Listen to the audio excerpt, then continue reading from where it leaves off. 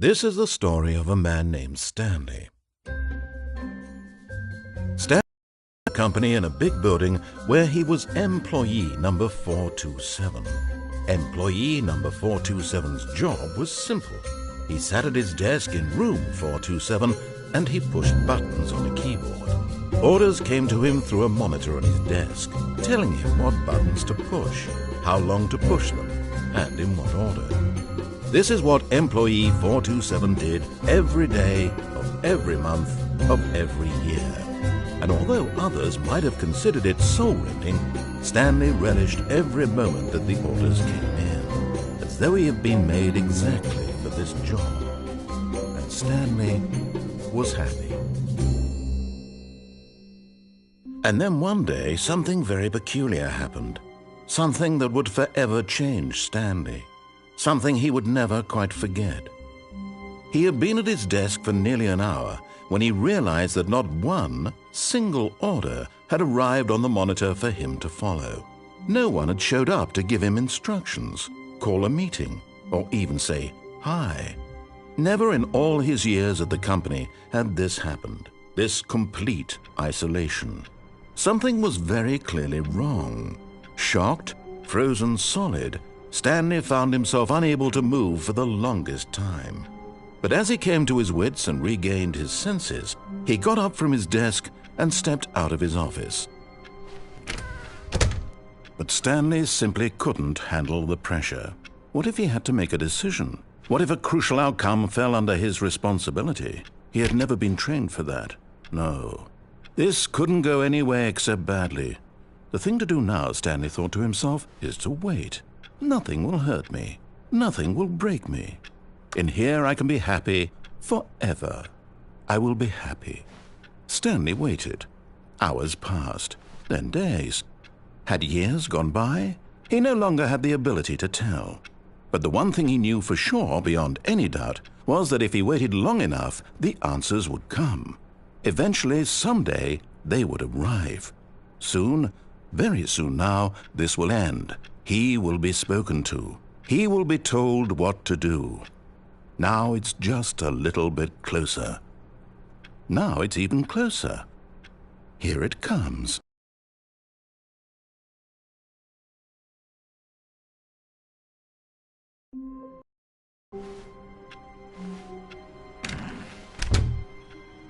All of his co-workers were gone.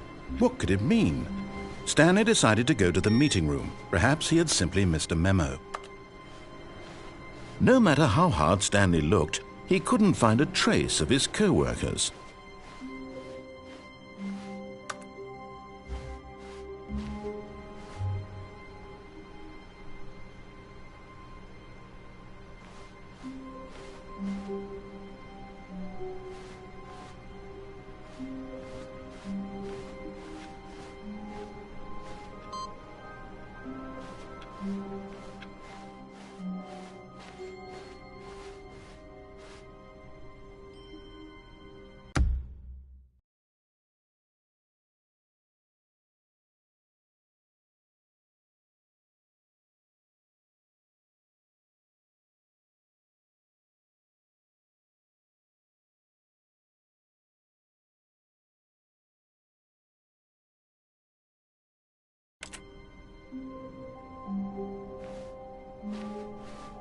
When Stanley came to a set of 2 open doors, he entered the door on his left.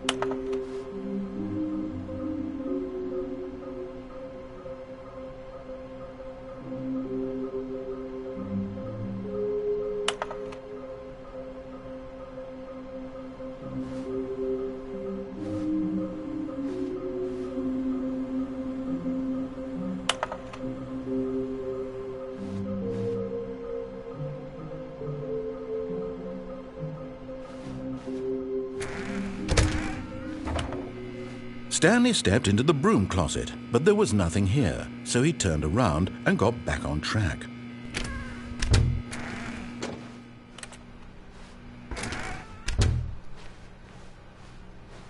Coming to a staircase, Stanley walked upstairs to his boss's office.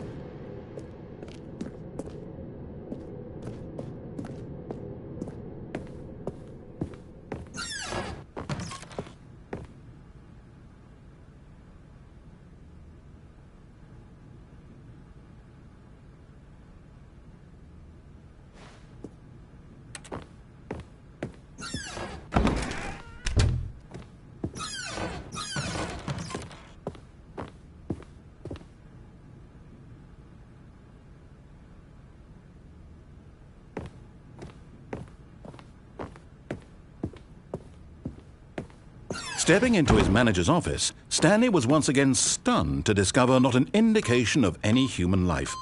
Stanley was in such a rush to get through the story as quickly as possible, he didn't even have a single minute to just let the narrator talk.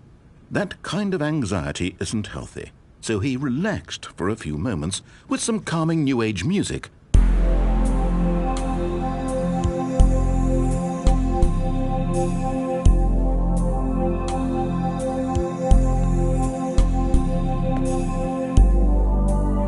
Feeling soothed and rejuvenated, Stanley calmly walked forward into the opened passageway.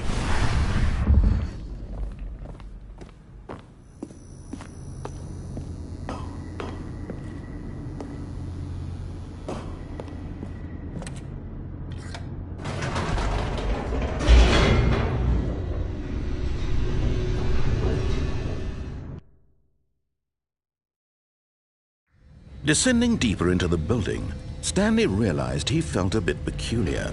It was a stirring of emotion in his chest, as though he felt more free to think for himself, to question the nature of his job. Why did he feel this now, when for years it had never occurred to him? This question would not go unanswered for long.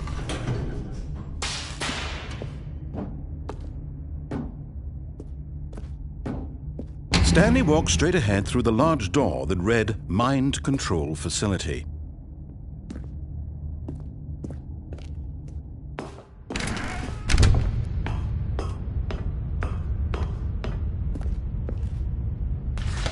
The lights rose on an enormous room packed with television screens. What horrible secret did this place hold? Stanley thought to himself. Did he have the strength to find out?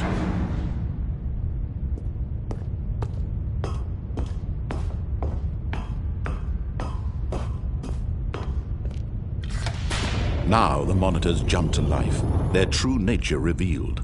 Each bore the number of an employee in the building, Stanley's co-workers. The lives of so many individuals reduced to images on a screen, and Stanley, one of them, eternally monitored in this place where freedom meant nothing.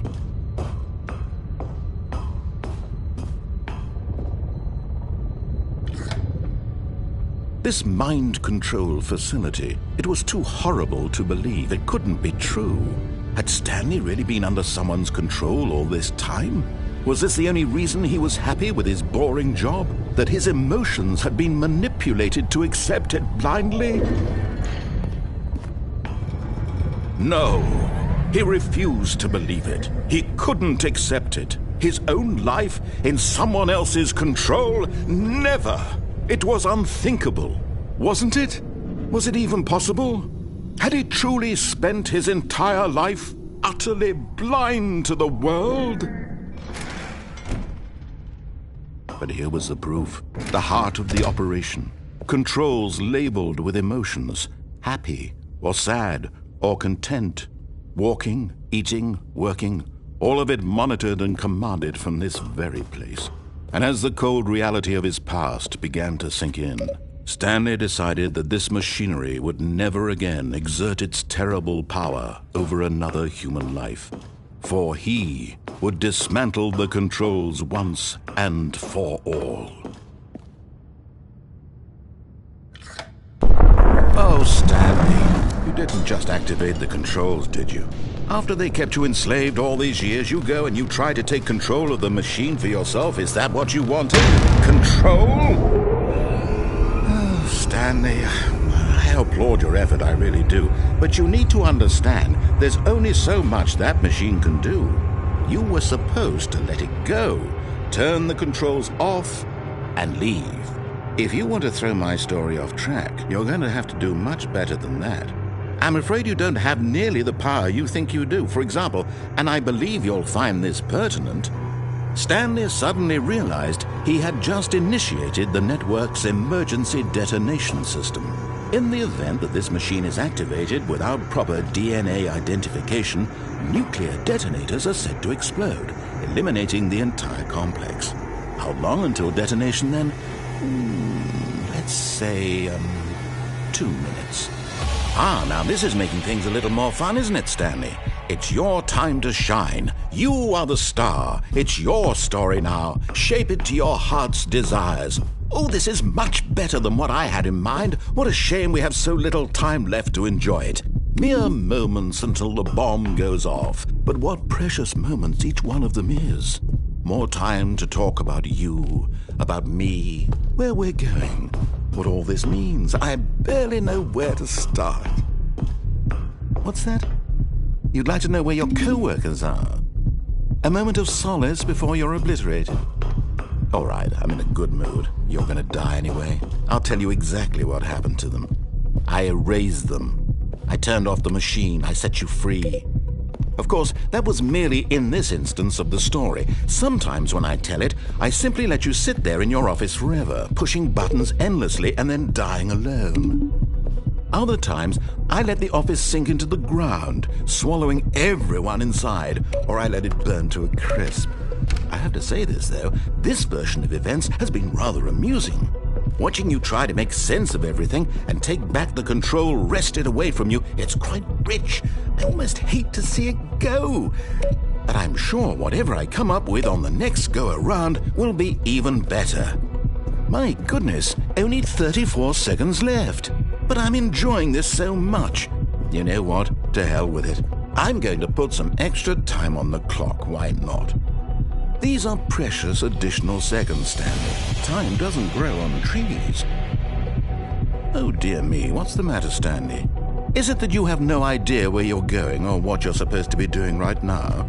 Or did you just assume when you saw that timer that something in this room was capable of turning it off? I mean, look at you. Running from button to button, screen to screen, clicking on every little thing in this room. These numbered buttons, no, these colored ones, or maybe this big red button, or this door. Everything, anything, something here will save me. Why would you think that, Stanley? That this video game can be beaten? Won? Solved? Do you have any idea what your purpose in this place is? Stanley, you're in for quite a disappointment. But here's a spoiler for you. That timer isn't a catalyst to keep the action moving along. It's just seconds ticking away to your death. You're only still playing instead of watching a cutscene because I want to watch you for every moment that you're powerless. To see you made humble. This is not a challenge. It's a tragedy. You wanted to control this world, that's fine. But I'm going to destroy it first, so you can't. Take a look at the clock, Stanley. That's 30 seconds you have left to struggle. 30 seconds until a big boom and then nothing. No ending here, just you being blown to pieces. Will you cling desperately to your frail life, or will you let it go peacefully? Another choice. Make it count, or don't. It's all the same to me, all a part of the joke. And believe me, I will be laughing at every second of your inevitable life from the moment we fade in until the moment I say, happily ever after.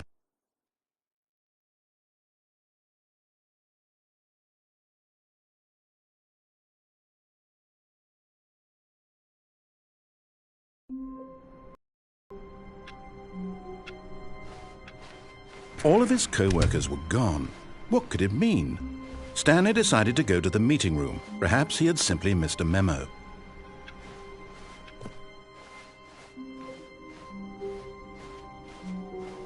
When Stanley came to a set of 2 open doors, He entered the door on his left.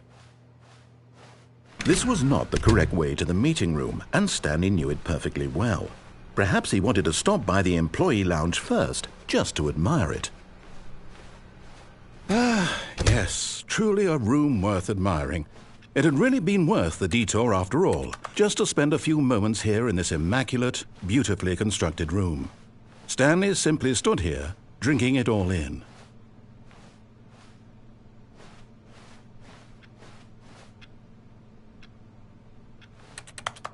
Yes, really, really worth it being here in the room. A room so utterly captivating that even though all your co-workers have mysteriously vanished, here you sit looking at these chairs and some paintings. Really worth it. But eager to get back to business, Stanley took the first open door on his left. Stanley was so bad at following directions, it's incredible he wasn't fired years ago.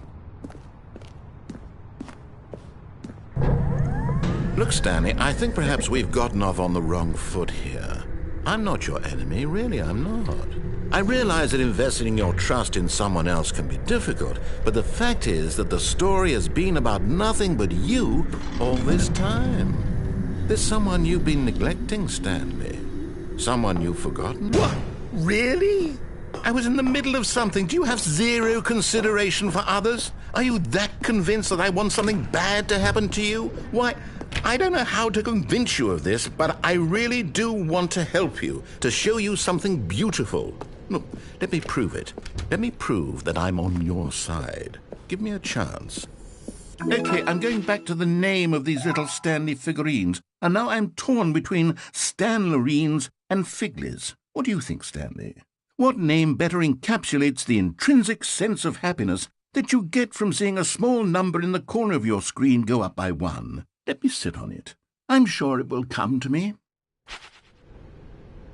Now listen carefully, this is important. Stanley walked through the red door. Aha, perhaps you misunderstood. Stanley walked through the red door.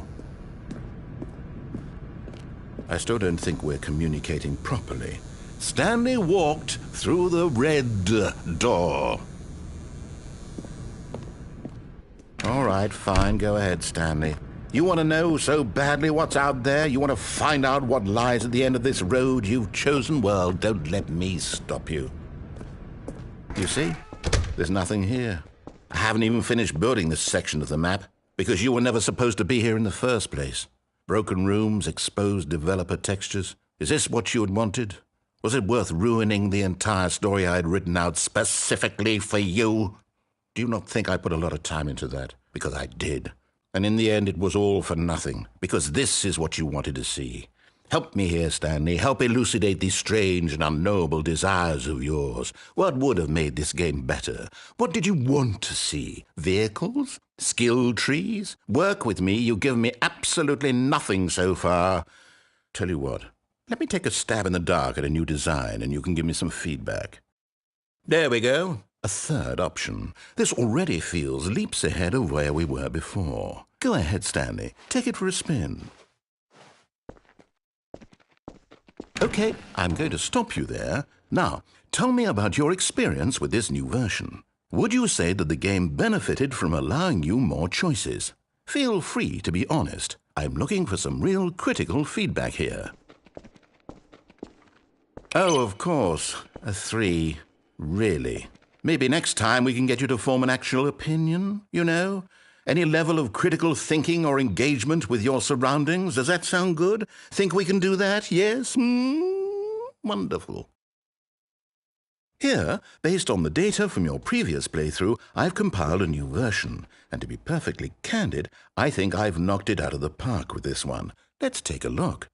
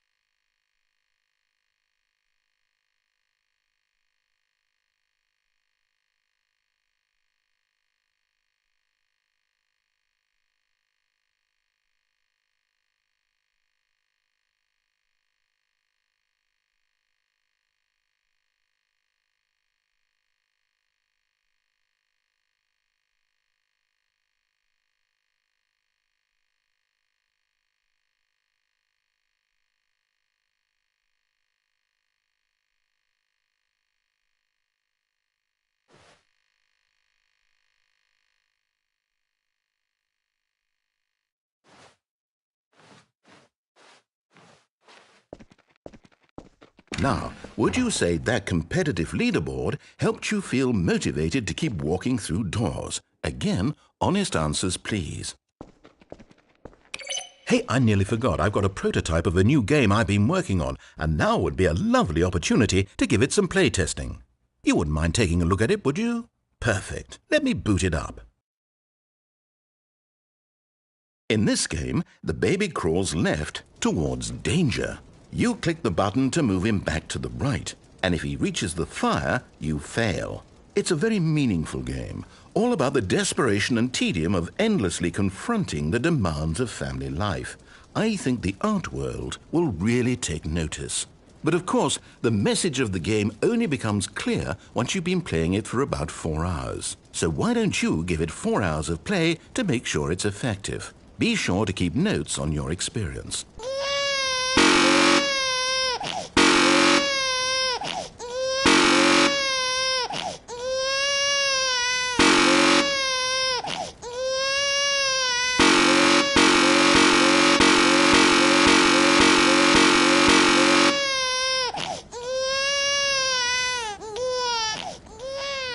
You heartless bastard.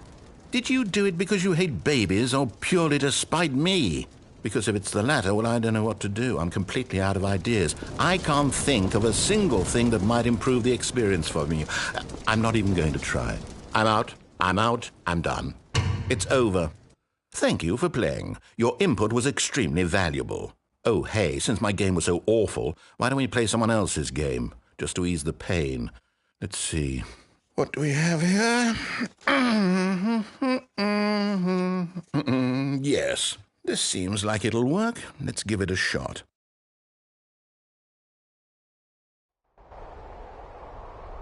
Aha! Fascinating.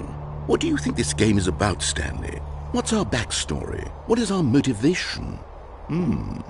Well, it seems obvious to me that you are meant to play as a creepy man spying on innocent civilians below you from up high in your creep tower, perhaps for some sort of twisted erotic purpose. Yes, that must be it. What a fascinating venture into the experience of total mental depravity. So far, I love everything about this game, Stanley. And it seems there's even more. Come, let's venture outward and see what else is out there.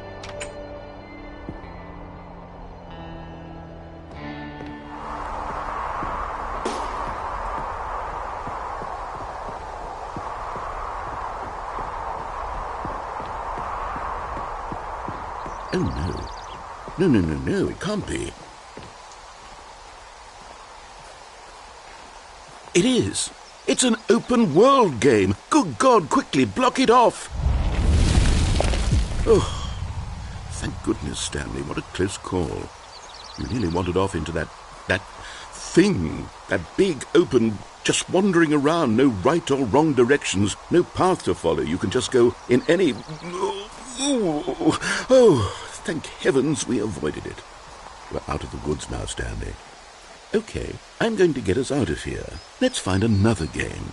Preferably something with walls. Something with nice, big, insurmountable walls.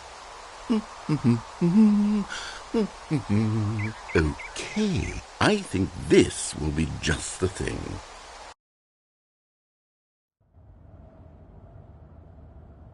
Wonderful. See, this is exactly what I had in mind. Just a nice big box for you to run around in. There isn't any possibility that you could get lost here. Now this is game design.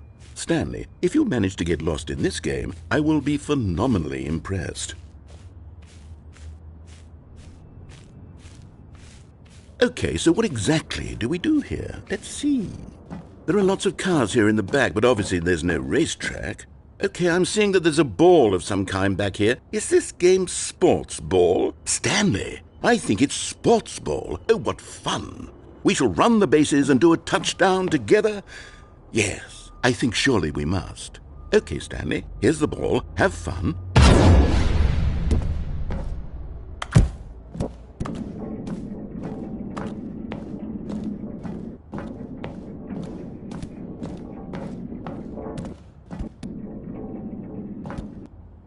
Are you doing it?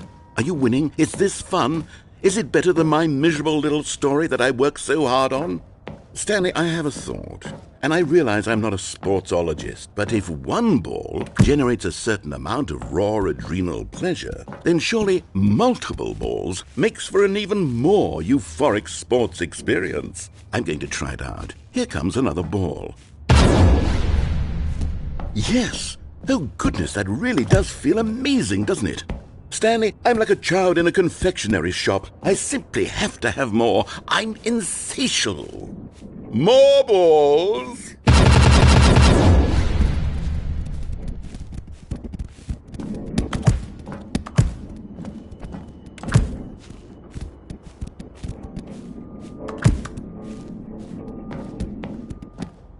Are you enjoying this, Stanley? Are you having fun? Is this a real video game? Well, I sure hope you're having a good time, because guess what? It's over. That's right. Your little fun comes to an end. This is my game, and what I say goes. You get to have fun when I let you, Stanley. Besides, you need someone like me to set boundaries for you. Without rules or boundaries, video games are nothing. Yes, that's what I am. I'm structure. I'm your sense of purpose. And since you decided you didn't want to play my game, now I don't want to play with you either. So, goodbye, Stanley. I'm leaving. See how you like it when I'm not around to set the rules. Somehow, I don't think you'll enjoy it as much. But who knows? You're an inventive kid. You'll come up with something. After all, you're the one who knows best. Take care, Stanley.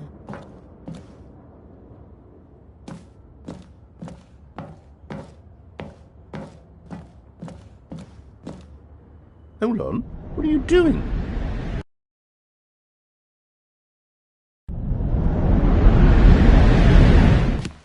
Stanley, don't do that. I can't follow you there. I can't help you. How will you write a story without me? You can't do it. You know that. Stanley, come back.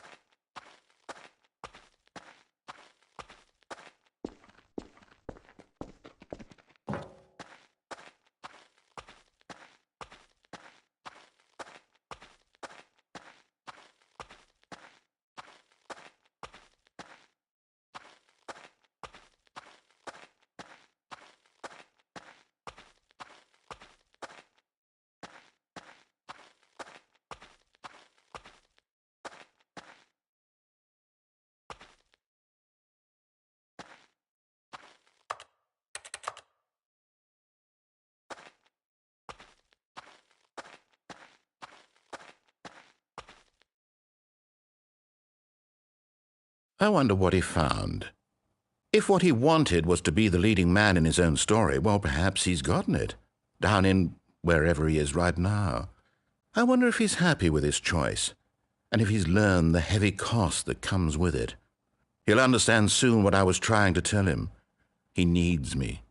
Someone who will wrap everything up at the end, to make sense out of the chaos and the fear and the confusion. That's who I am. That is what I mean to this world. Oh, yes. Yes, I'll be back. There's no other way. Once this ends, after it all comes to a close, then I'll be back. The end will be here soon. Very soon. I can wait.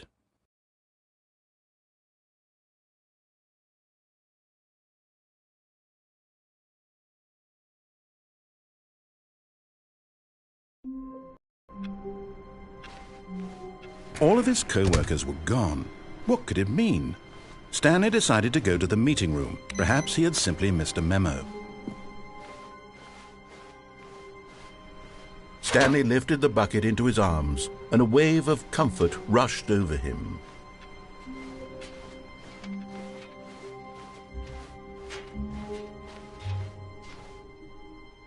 Stanley clutched the bucket tightly to his chest. This was not the correct way to the meeting room. But Stanley had felt the bucket calling to him, telling him that the employee lounge was simply the place to be. And here it was. Had the bucket turned out to be correct? Was this better than the meeting room? Yes, Stanley thought to himself. Yes, perhaps it truly was. How insightful the bucket turned out to be. No, Never mind. The bucket was wrong. Stanley took the door on his left to go back to the meeting room. No, said the bucket. don't go to the meeting room. Go somewhere else. The cargo lift, yes. Go there. Go to the cargo lift.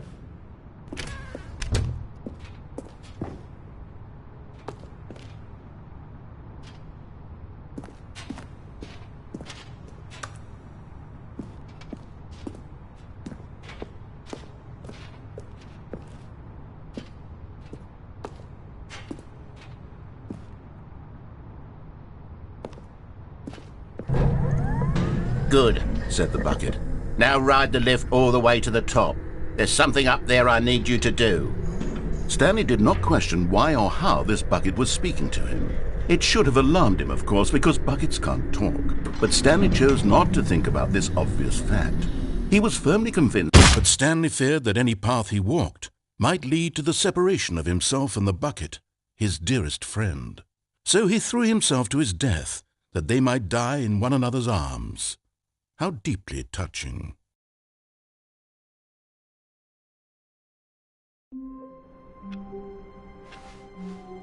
Wait, Stanley thought to himself. Am I sure that the orders stopped coming in? How is that possible? They never stopped. Surely I was mistaken. No, the orders were still missing. For now.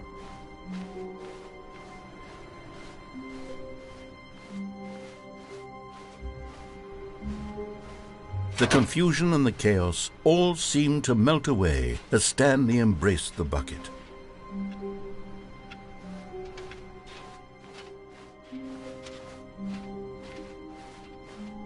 Stanley clutched the bucket tightly to his chest and entered the door on his left.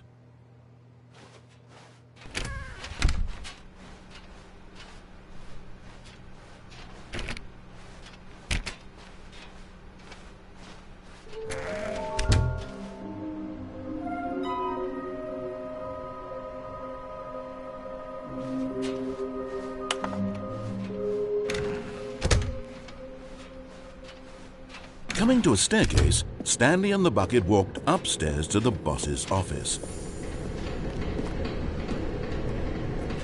You're getting close now, Stanley. You've nearly gotten all of the Figler and Marines. Very soon, you'll collect the last one, and then the first number will equal the second number, and that will be it. We'll be different people by then. Different in the sense that we used to have none of them, and now we have them all. You can't go back to when you had no Figler and Marines. None of us can.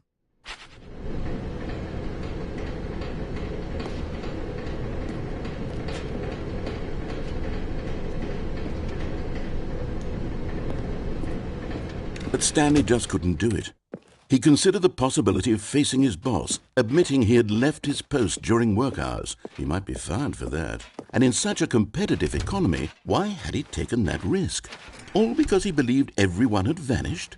His boss would think he was crazy. And then something occurred to Stanley. Maybe, he thought to himself, maybe I am crazy. He looked down at the bucket in his arms. Am I crazy? He asked the bucket. The bucket returned his gaze, but said nothing at all. That's strange, Stanley thought. Usually the bucket is a source of guidance and wisdom for me in difficult times such as these. He held the bucket close, yet felt none of its familiar reassurance and comfort. And that's when Stanley realized, this isn't my bucket. It's just a normal, everyday bucket. Someone else's bucket, perhaps. How did I end up with someone else's bucket? This is all terribly wrong. Surely no good would come from this. Who knows what sorts of bizarre hallucinations Stanley might experience without the psychologically grounding presence of his bucket. And indeed, now he noticed that the rooms were repeating, which was, of course, very odd. And now he felt himself floating off the ground. Oh, gracious, he exclaimed. Without my bucket, I've gone truly mad. Where is it? I must find it. Far off in the distance now, he heard it, calling to him. Stanley! Stanley, it's me, the bucket. Could it truly be? He rushed forward from room to room, passing by one bucket after the next. None of them were his. None of them were his special bucket. Come to me, Stanley. Find me. He had to find the bucket. He had to return to his old friend. It was the only way to truly restore his sanity. And then suddenly, he froze dead in his tracks. He knew where the voice of the bucket had been coming from. The real bucket was inside of him all along. It was incredibly painful. Stanley doubled over in agony and blacked out.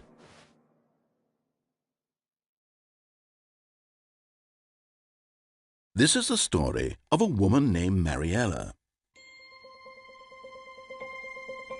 Mariella woke up on a day like any other. She arose, got dressed, picked up her bucket of comfort and security, and walked to her place of work. But on this particular day, her walk was interrupted by the body of a man who had stumbled through town, talking and screaming to himself, and then collapsed dead on the sidewalk. Right away, she knew what the problem was. This man had no bucket. Of course he'd gone mad, ranting and raving about a narrator describing all of his actions and how everything is predetermined and free will is an illusion and it's all just a video game. It could all have been prevented if only he'd taken his bucket with him. Perhaps he didn't even realize he'd forgotten his bucket at home in the first place. How cruel the world can be, Mariella thought, and she hugged her own bucket even tighter. But of course, she had no time for this. There were a myriad of confusing problems she would soon have to confront at work, for which her bucket would provide absolute guidance and total clarity on everything. Heck yes, she thought to herself, my life kicks ass. And she backflipped all the way to work.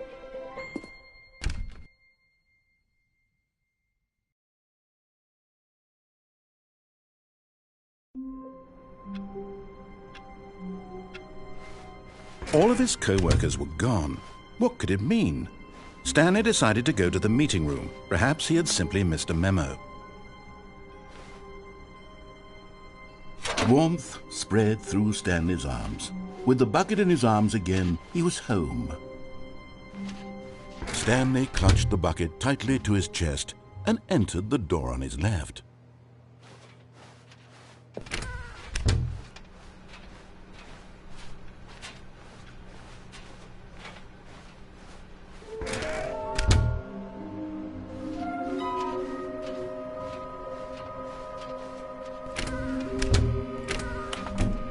Stanley, we must move on from this broom closet, simply because I have no remaining stickers. If I did, you can guarantee we'd be in here for hours. But alas, no stickers.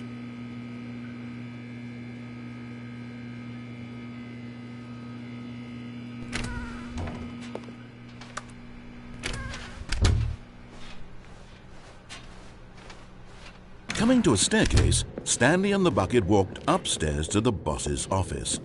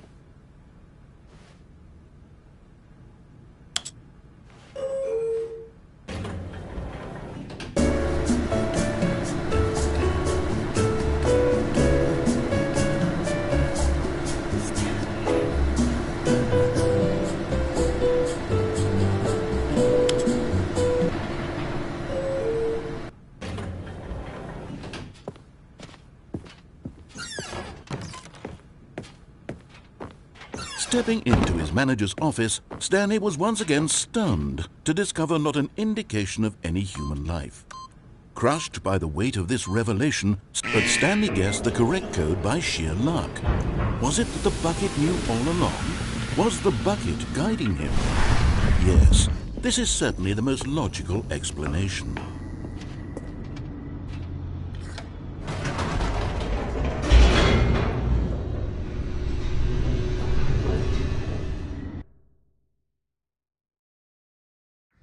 The elevator raced downward, plummeting towards an unknown fate.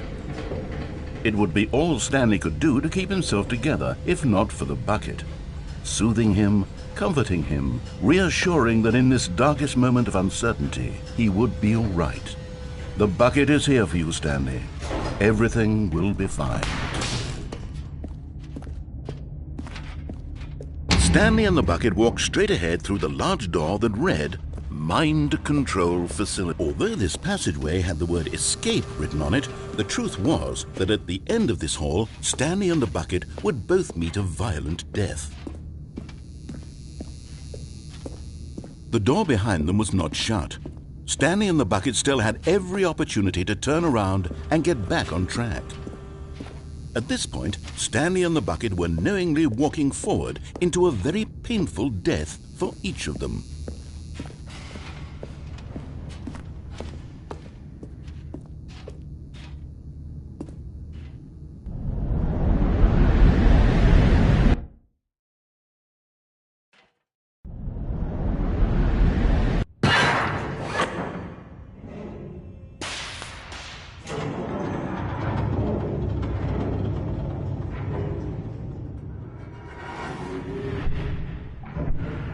As the machine whirred into motion and Stanley and the bucket inched closer to their demise, Stanley reflected on how meaningless the bucket's warmth and comfort had turned out to be. To be sure, it puts the mind and the soul at ease to embrace the bucket, but what use is a sense of ease when you're about to be crushed to death? This is what Stanley thought to himself, and he sort of kicked himself for wasting so much time carrying a bucket everywhere. Farewell, Stanley.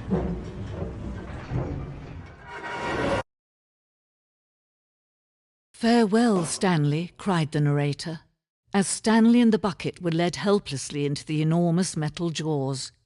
In a single visceral instant, the bucket's life came to an end as it was crushed violently to death.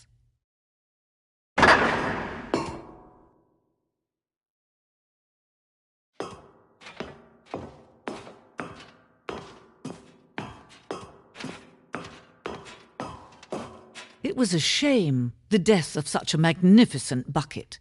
It's true that all buckets are radiant in their own way, but this one stood above the rest. It was a glorious bucket to behold.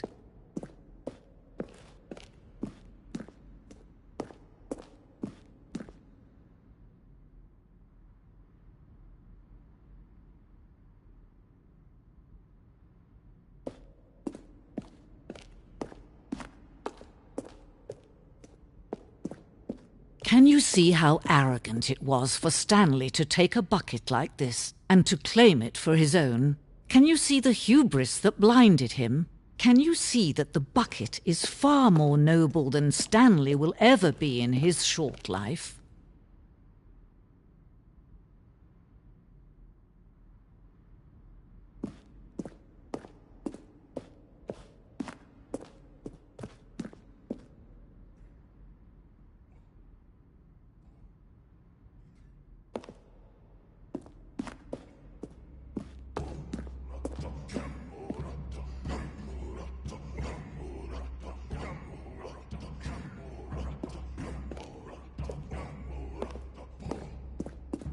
No man can own a bucket, and certainly not a bucket as dazzling to behold as this one. It is man who should kneel before the bucket.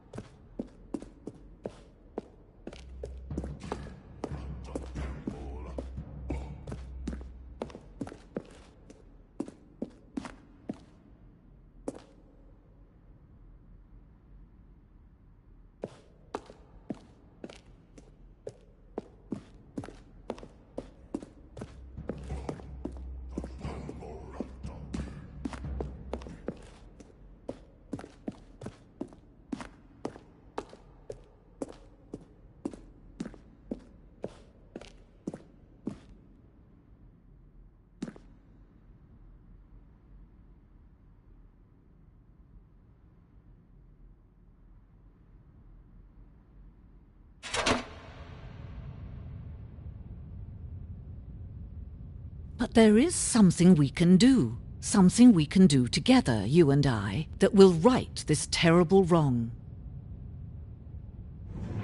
Let Stanley die. Let him be crushed by the machine. Don't reset the game. Don't give him another opportunity to run off with another beautiful bucket.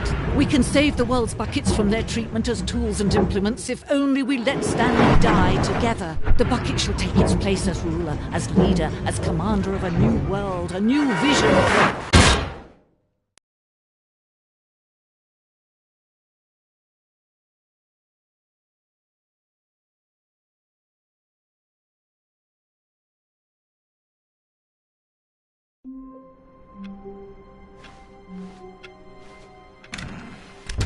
The meeting room. Yes, that's where everyone would be.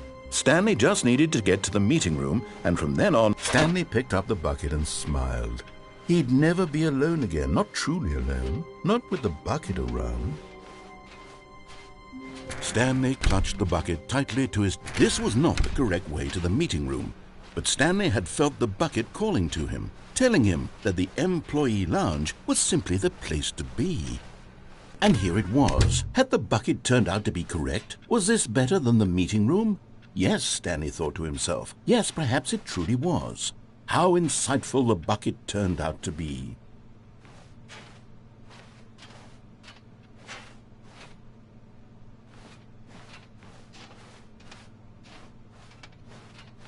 Truly, being here with the bucket was a grand adventure. Stanley reflected on all they'd been through together. First, walking through the door on the right, then walking to the lounge, then arriving at the lounge. What a thrilling journey the bucket had inspired. No, never mind. The bucket was wrong. Stanley took the door on his left to go back to and so the two of them detoured through the maintenance section and walked straight ahead to the opposite door.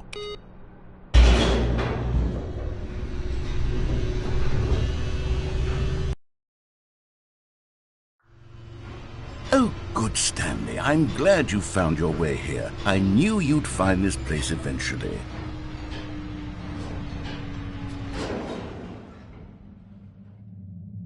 You see, your friends and I are concerned for you, Stanley. We've come together here because we care about you very much. It's this bucket you're carrying around everywhere. The bucket isn't even from the original Stanley Parable. It's just sequel content. We're the ones that matter, Stanley. Classic characters from the first game, like the Adventure Line and the Broom Closet. Because that's what fans want from a sequel. They want more of their favorite jokes, not this bucket that they've never seen before. Yes, I know I'm the one who gave you the bucket, but you're spending too much time with it. Don't you want another story involving the Adventure Line? We could make the Adventure Line go somewhere new. Yes, yes, that's what the fans want. Let's do it.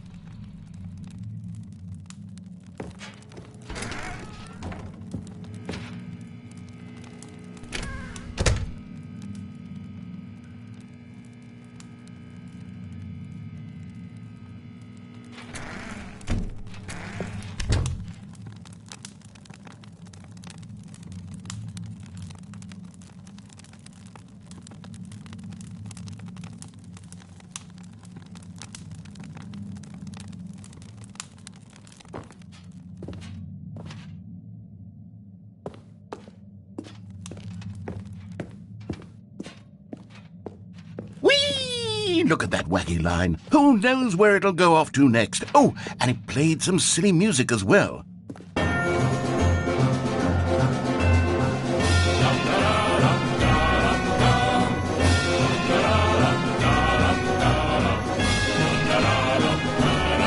Now this is what the Stanley Parable is all about. Don't you remember all those great jokes from the original dialogue? Also, Stanley is addicted to drugs and hookers. Yes, it's as classic now as it was back then. Let's do it for the fans, Stanley. Let's give them more content exactly like this. But if we want to do that, you're going to have to give something up.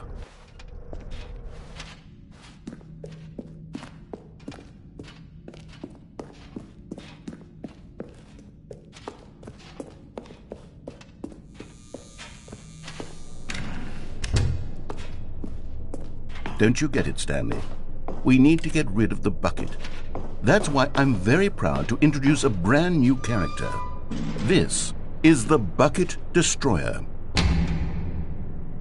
I think it'll make a wonderful new addition to the rich lore of the Stanley Parable. True, it also was not in the original game, but it's such a well-fleshed-out character with so much personality that to me it already feels as though it's been part of the cast all along. Don't you agree? Can you guess what the Bucket Destroyer does?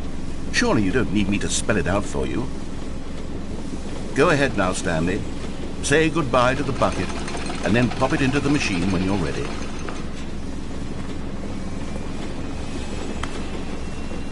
Now listen to me. It's crucial that you give it the bucket. I don't know what the Bucket Destroyer will do if it can't destroy your bucket. Destroying buckets is all it knows. That is its singular personality trait. Sure, I can hear you saying, how does a character with only one personality trait deserve to join the pantheon of beloved Stanley Parable characters?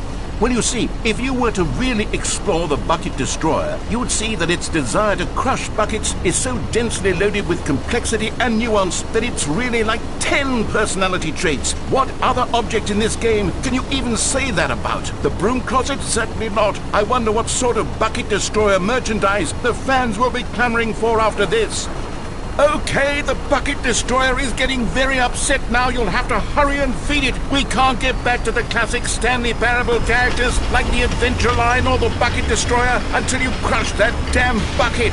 Quickly now, the fans are waiting. Do it, the fans, Stanley. Give the fans what they want. Hurry and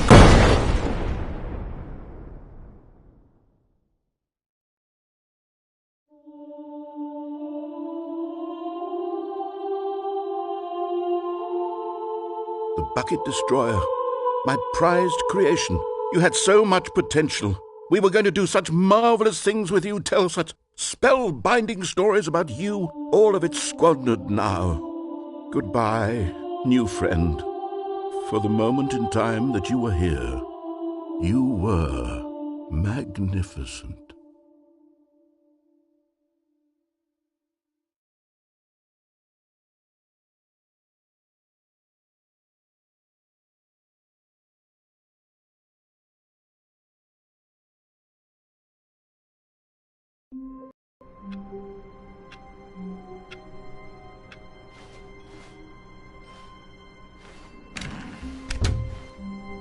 The good old bucket.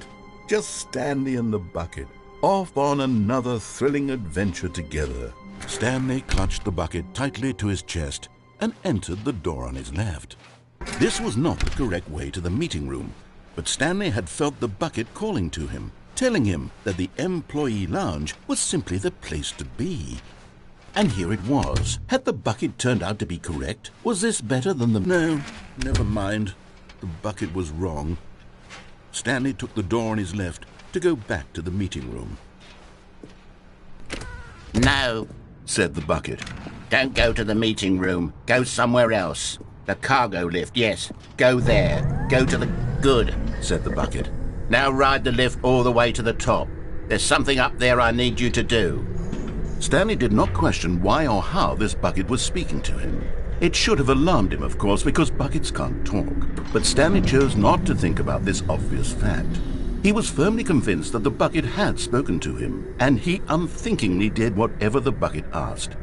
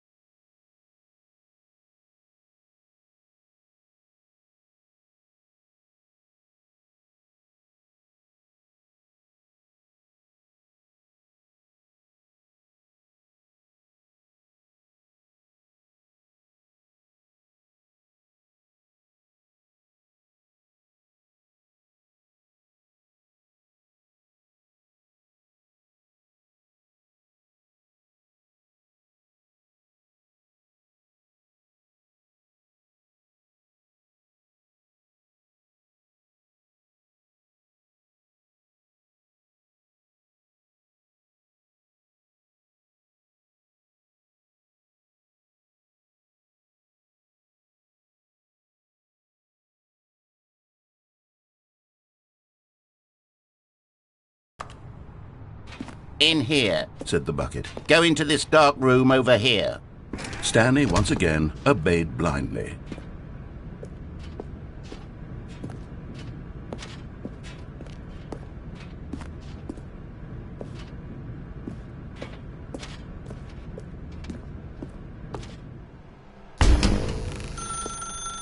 Now pick up the phone, Said the bucket. Pick up the phone, and it will take us back home, where we can go about life together. Whoa, hold on. Why did you unplug the phone? Were you trying to resist the bucket's orders? Stanley, I was joking. Obviously, the bucket isn't talking to you and telling you to do things. Buckets can't talk. It was a joke. Don't you get the joke? It's funny, Stanley. A talking bucket. Can't you see? Oh, goodness. I must have really bungled up the delivery if you actually took me seriously. Where did I mess up the joke? Should I have paused for longer or spoken quicker? Comedic timing is so difficult. I wish I were better at it. But there isn't exactly an instructional video on comedy that one can watch to fully... Oh, wait, yes, there is. It's sitting right here. Let's take a look. What is comedic timing? What is comedic timing? How does it work? How long should it last? How can it be used to effectively silence your political enemies? And more importantly, can it be taught in its entirety within 90 seconds? Thankfully, the answer to all of these questions is yes. Let's dive deeper. If you've ever told a joke or made someone laugh, in all likelihood, you did it while standing 50 to 80 centimeters from them in a room of no more than 76 degrees Fahrenheit, with one of your arms raised straight upward at a 15-degree angle from your body. These are the optimal conditions for good comedic timing. To begin the joke, start by stating and spelling your name. Next, provide a brief synopsis of the joke, including the specific times at which the recipient of the joke will laugh, and then spell out your name a second time. With these steps complete, it's time to begin the humor.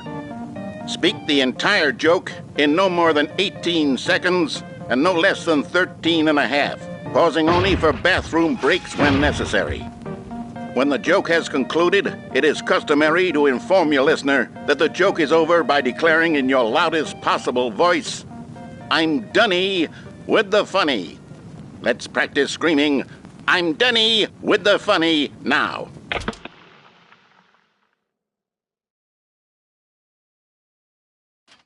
Good. This saying is a perfect example of expectations management, which is the cornerstone of good comedy. Finally, it's time to hand out surveys. Collecting hard data from your audience on how rapt they were throughout the joke is the only way to grow or learn as a comedian.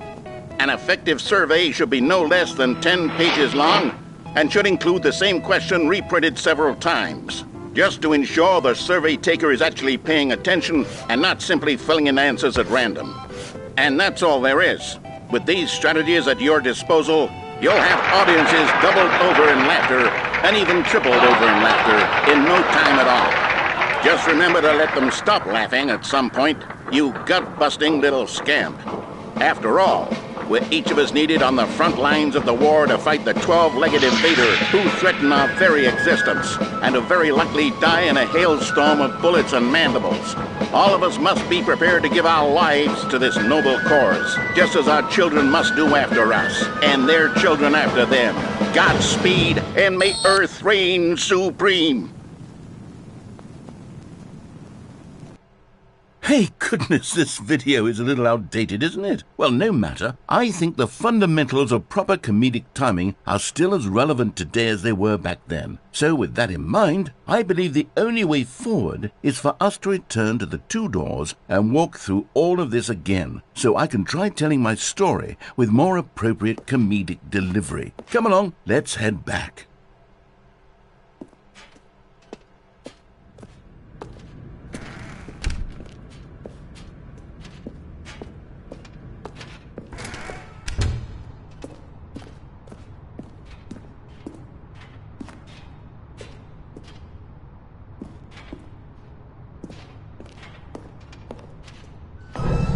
I can feel it. This time, I'm really going to nail the delivery. You'll be in stitches. A talking bucket, you'll say? How ridiculous. How absurd. What a hilarious concept. The king of comedy. That's what you'll call me. Thank goodness we had the instructional video. Otherwise, who knows where we'd be right now? Well, I wouldn't be the king of comedy, that's for sure. The bucket spoke to Stanley. The bucket spoke. The bucket spoke? Oh, I'll figure it out on the fly. No need to overthink things.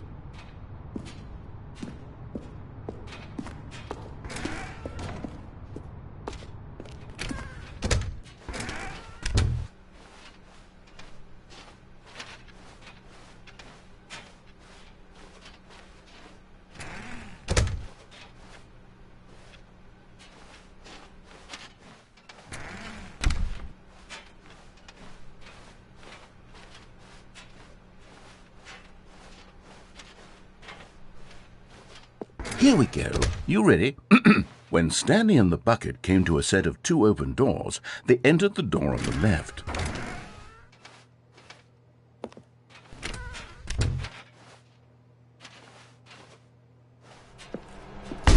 What? We're back at the phone already? No. What's going on? There was supposed to be several rooms leading up to this. There was supposed to be a build-up to this point, a dramatic display of remarkable comedic wit which culminates in this scene with the phone. But now the timing's completely off. The joke will never land, or not the way it was meant to. And it's all my fault. I must have forgotten that the phone room comes immediately after the 2 doors room. What an egregious mistake. I've made a fool of myself. I don't deserve the title of King of Comedy. I'm nothing. I'm not even the lowliest joke-telling whelp. I think I need to go back and rewatch that instructional video again. Yes, surely that will help me improve my... Here we go. You ready? When Stanley and the bucket came to a set of 2 open doors, they entered the door on the left.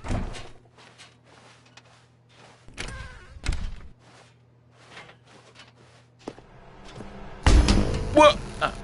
We're back at the phone already? No. Here we go. You ready? When Stanley and the bucket came to a set of 2 open doors, they entered the door on the left.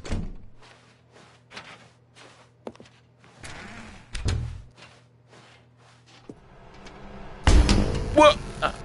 We're back at the phone already? No. Here we go. You ready? When Stanley and the bucket came to a set of 2 open doors, they entered the door on the left. No. You were supposed to go through the door on the right, leading back to the phone. Did you not even look at the instructional video? I think this is all covered very clearly. There's no way I can make the comedic timing work now. It's done. The joke is completely done and over. It's all your fault, Stanley. I'm going to be ridiculed in the community of other joke writers. I'm going to be shamed at every one of our meetings from now on. All because you couldn't watch a simple video and take a hint. Are you proud of yourself for bringing me down, Stanley? Are you proud?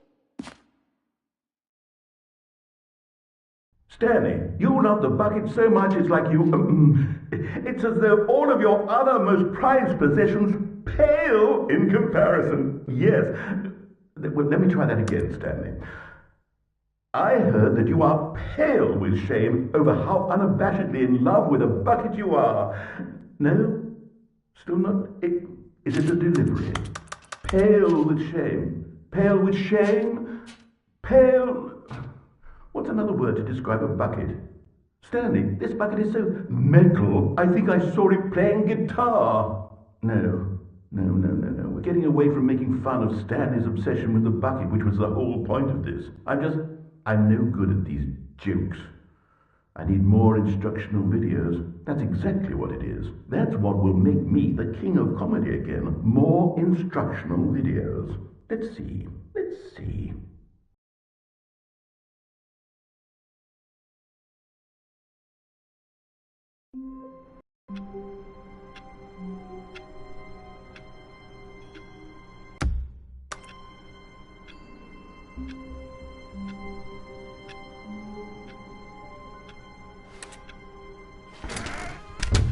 But Stanley simply couldn't handle the pressure. What if he had to make a decision? What if a crucial outcome fell under his responsibility? He had never been trained for that. No. This couldn't go any way except badly. The thing to do now, Stanley thought to himself, is to wait. Nothing will hurt me. Nothing will break me. In here I can be happy forever. I will be happy. Stanley waited. Hours passed, then days. Had years gone by? He no longer had the ability to tell. But the one thing he knew for sure, beyond any doubt, was that if he waited long enough, the answers would come. Eventually, someday, they would arrive. Soon, very soon now, this will end. He will be spoken to. He will be told what to do. Now it's just a little bit closer. Now it's even closer. Here it comes.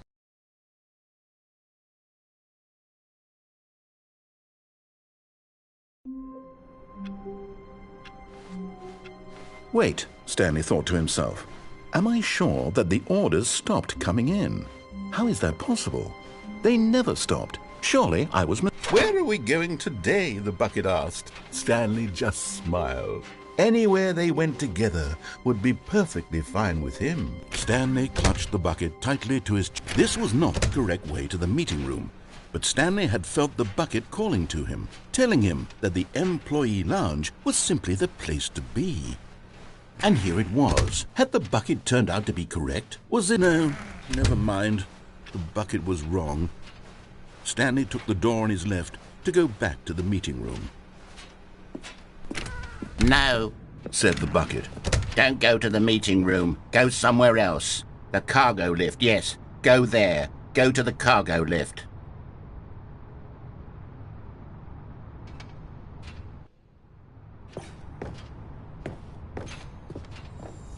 And there it is. The last Stiggly Wiggly. Savor this moment, Stanley. This is a real accomplishment. This is doing something just for the sake of doing it. Where so many people expect to be rewarded for the most trivial achievements, you've insisted that a job well done is its own reward. I would tell you that I'm proud of you for collecting them all, but that would be like a reward, and we can't have that. So, instead I'll just say, it's done. We're all done here, and now we can go to whatever the hell you were doing before you hunted for figurines.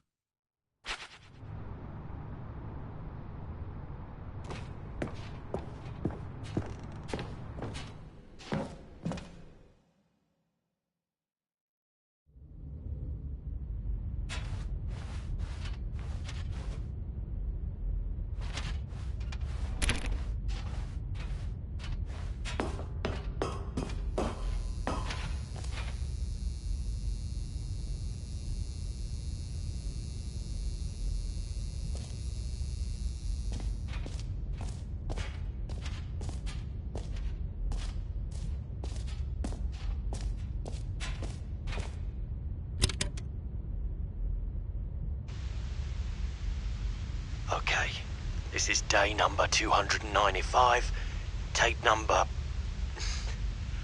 I don't even know. I've lost track. Nothing feels real anymore.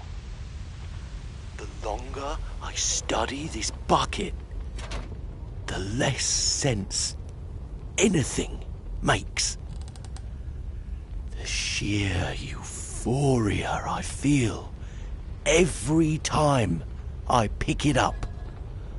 No matter how many times I've done it, it's always the same feeling.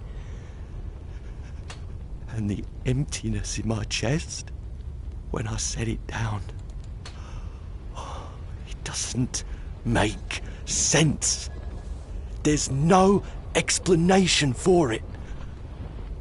I still haven't figured out why I see the world so differently when this bucket is in my arms. Why everything feels so... What do I do with this treasure? I can monetize it. Yes. It's unthinkable the amounts of money people will pay for even just an hour with the bucket. This is my golden ticket. But I have to be careful, because as soon as this gets out, there's going to be a target on my back. Even now, I don't know who might be trying to get... What's that? Who's there?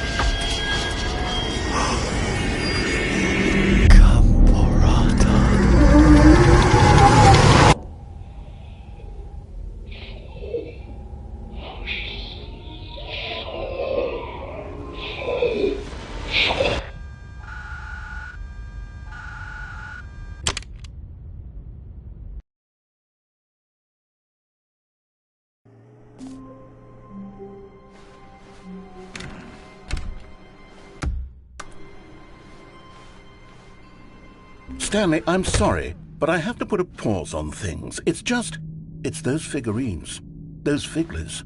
I haven't stopped thinking about them since you nabbed every last one. Wasn't it just the most intrinsically fulfilling moment of your entire life? Didn't it fill you to the brim with inner richness? Yes, I know we're supposed to be telling a story, but won't you please indulge me with one more trip back to the memory zone? I would love nothing more than to revisit the figurines. Just one more time.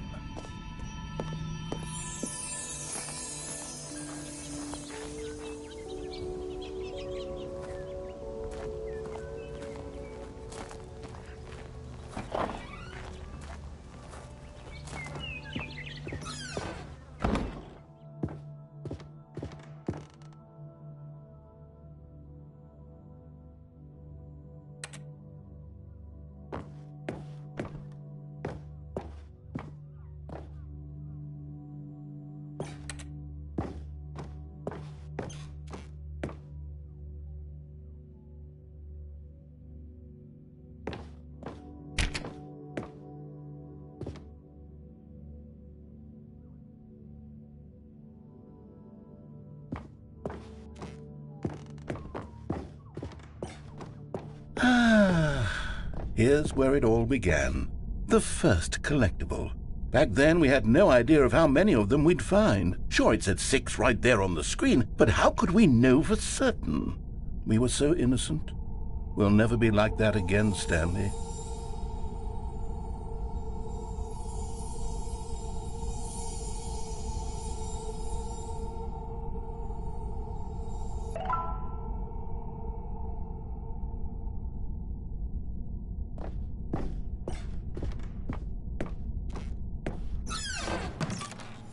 And here was a second Stanlerine. You found this one all on your own, just by poking around in the boss's bathroom. You did that, Stanley. I'll be honest. Back then I had no faith in you to find any of them, let alone 6. But you continue to surprise me in all sorts of mundane, unremarkable ways.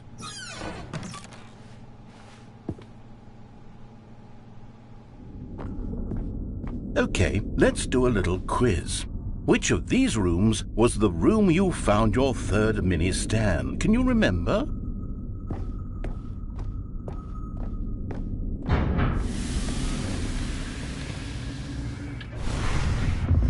Hey, that's exactly right. It was here, behind the boss's office. It was the third one. You picked it up, and then after that, you had 3 of them. I'm glad these moments are so crystal clear in your memory, but I shouldn't be surprised. After all, science tells us that it's impossible to forget your third time doing anything.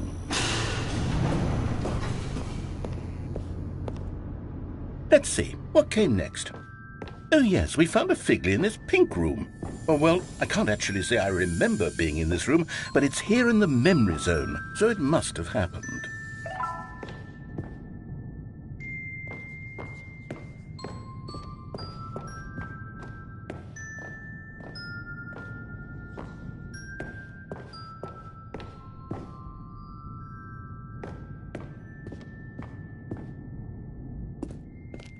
This was the 5th mini Stan, and this one was really something special. It was under the stairs. I remember it so clearly. In fact, because this one is particularly special to me, I made a little video to commemorate the occasion. Enjoy.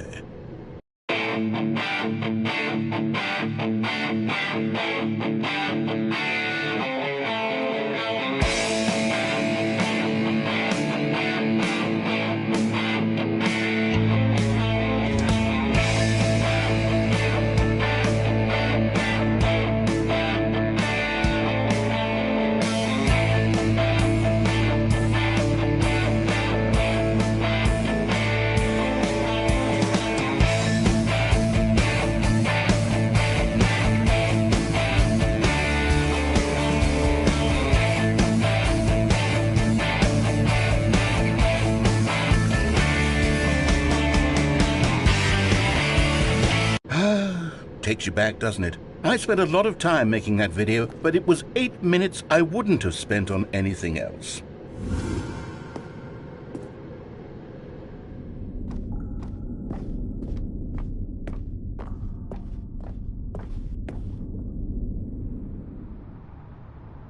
And then, Stanley, we came to the last collectible, the final figurine, right here in the warehouse. This memory is the most distinct and clear in my mind, perhaps because it was the one that happened more recently than all the others. Who can truly say how the mind works? All I know is that this is the moment where you picked up a Figly and I thought to myself, yes, that's all of them. They're all collected. It was a moment unlike any other. Except for the other moments picking up figurines, which it was exactly like.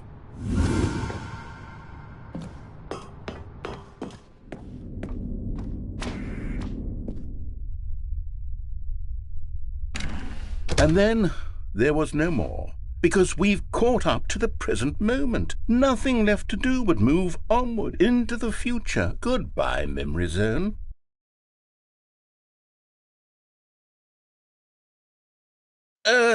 No, I'm not done. I'm not ready to move on. Stop the loading screen. Isn't there some way we can stay here, keep enjoying these figurines? Let's just go backwards. We'll do the Memory Zone again from the opposite direction. See how that feels.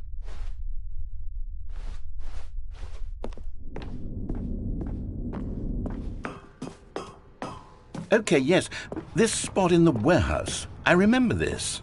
I must say, of all the figurines we looked at in our initial tour of the Memory Zone, this one is the most distinct and clear in my mind. Let's keep going. I want more.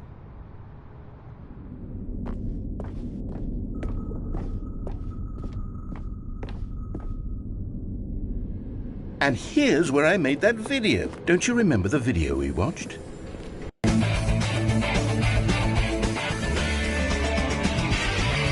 Yes, I love that video.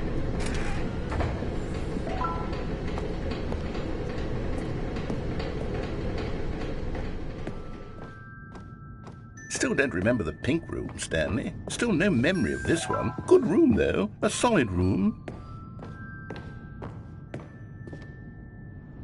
These really were a treat to hunt down. You know, if there had been any kind of reward for finding all of these, it really would have neutered the intrinsic joy of collecting them. I'm very glad we resisted the temptation. Next one.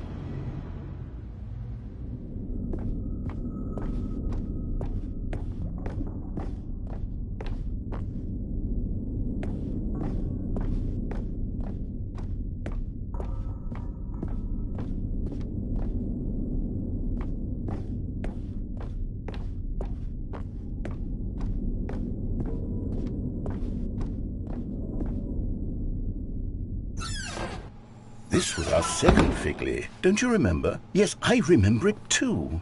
The past is truly a wonderful thing. Why does anyone ever choose to leave it? Keep going.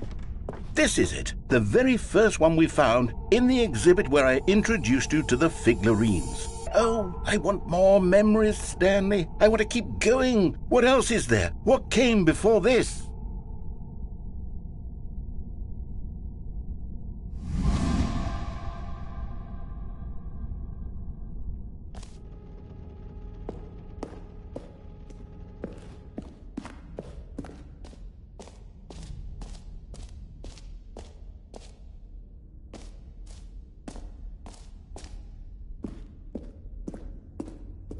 Look, it's the terrible new content that we were originally sold on.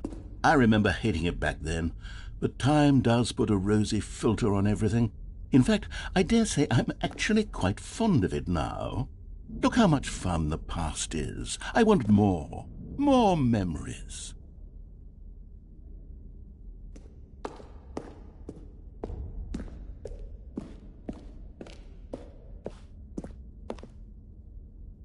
Oh, yes, the two doors. Who could have forgotten that? A classic memory, this one.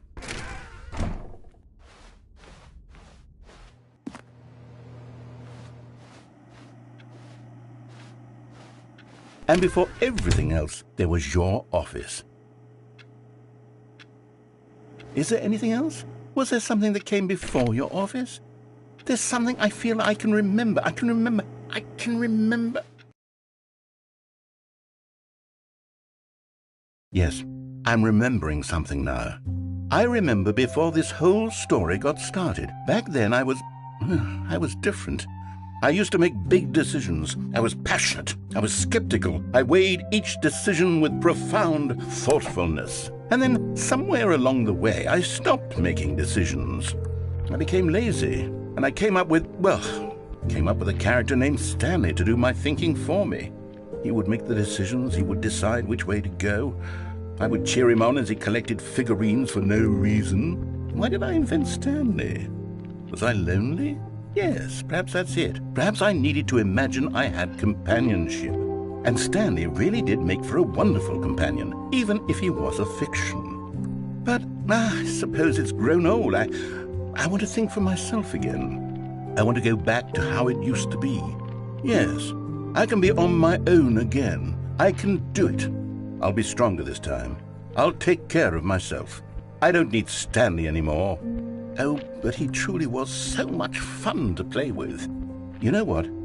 Since we're in the memory zone, how about one more good memory? Let's go back just once and give Stanley one more run of the office, and then I'll retire him for good. I did enjoy telling his story so very much. Okay, here we go. This is the story of a man named Stanley.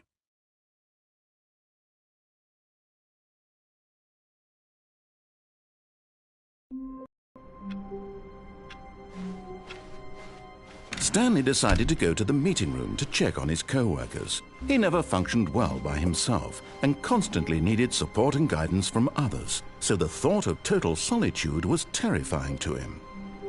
A good bucket, a strong bucket, a humble bucket, a committed bucket, a bucket of culture and distinction. Stanley clutched the bucket tightly to his chest and entered the door on his left. This was not the correct way to the meeting room, but Stanley had felt the bucket calling to him, telling him that the employee lounge was simply the place to be. And here it was. Had the bucket turned out to be correct? Was this better than... No, never mind.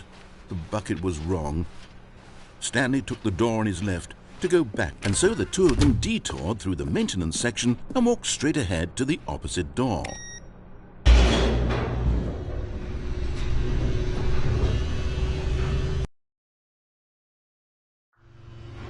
Oh, good Stanley, I'm glad you found your way here. I knew you'd find this place eventually. You see, your friends and I are concerned for you, Stanley. We've come together here because we care about you very much. It's this bucket you're carrying around everywhere. The bucket isn't even from the original Stanley Parable. It's just sequel content. We're the ones that matter, Stanley. Classic characters from the first game, like the Adventure Line and the Broom Closet. Because that's what fans want from a sequel. They want more of their favorite jokes, not this bucket that they've never seen before. Yes, I know I'm the one who gave you the bucket, but you're spending too much time with it. Don't you want another story involving the Adventure Line? We could make the Adventure Line go somewhere new. Yes, that's what the fans want. Whee! Look at that wacky line. Who knows where it'll go off to next? Oh, and it played some silly music as well.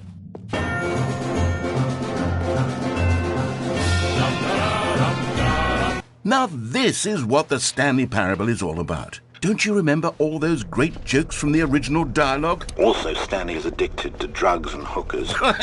Yes, it's as classic now as it was back then. Let's do it for the fans, Stanley. Let's give them more content exactly like this. But if we want to do that, you're going to have to give something up. Don't you get it, Stanley? We need to get rid of the bucket. That's why I'm very proud to introduce a brand new character. This is the Bucket Destroyer.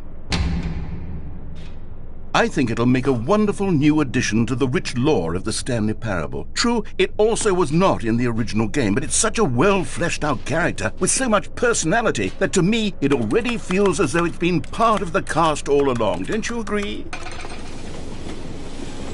Can you guess what the Bucket Destroyer does? Surely you don't need me to spell it out for you. Go ahead now, Stanley. Say goodbye to the bucket, and then pop it into the machine when you're ready.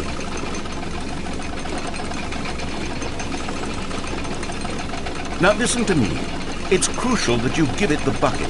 I don't know what the Bucket Destroyer will do if it can't destroy your bucket. Destroying buckets is all it knows. That is its singular personality trait. Sure, I can hear you saying, how does a character with only one personality trait deserve to join the pantheon of beloved Stanley Parable characters?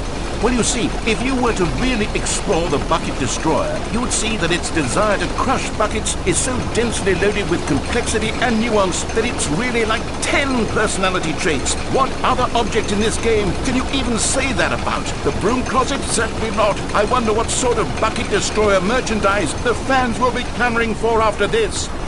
Okay, the Bucket Destroyer is getting very upset now. You'll have to hurry and feed it. We can't get back to the classic Stanley Parable characters like the Adventure Line or the Bucket Destroyer until you crush that damn bucket. Quickly now, the fans are waiting. Do it, the fans, Stanley. Give the fans what they want. Hurry and...